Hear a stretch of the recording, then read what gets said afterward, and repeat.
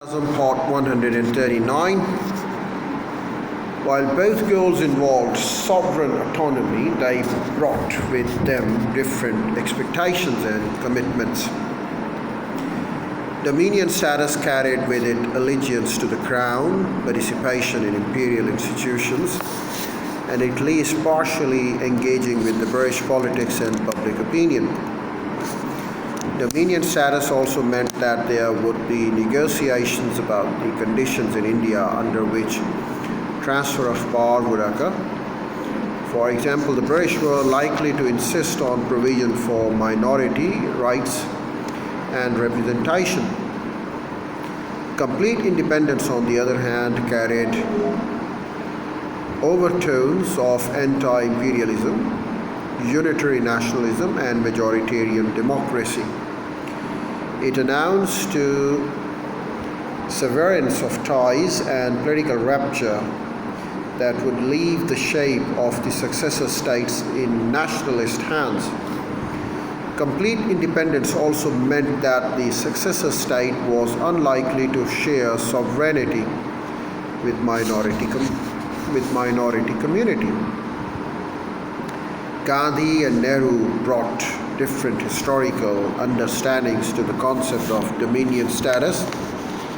Gandhi, having spent the first 21 years of his political life in South Africa as the member of an Indian minority fighting for rights in the face of the incipient apartheid regime, had experience of this system.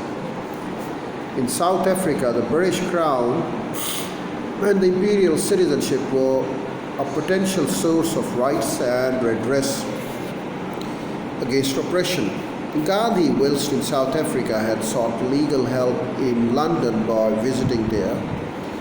He had cooperated with the British by raising medical corps to aid the English in Zulu and Boer wars, and had recruited for the British Army in World War I, but Nehru, younger than Gandhi, viewed imperialism and capitalism as evil forces in world politics. He too liked English ways and had English friends, but politically the British Empire was the enemy. This issue of dominion status became urgent in 1927.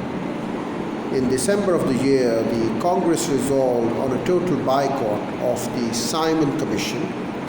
So too did the Muslim League and the Swarajists. As Ian Wells put it, the Simon Commission reminded the nationalist movement of its common foe, and many Indian politicians, including Jinnah, who had moved away from Congress, returned to its fold.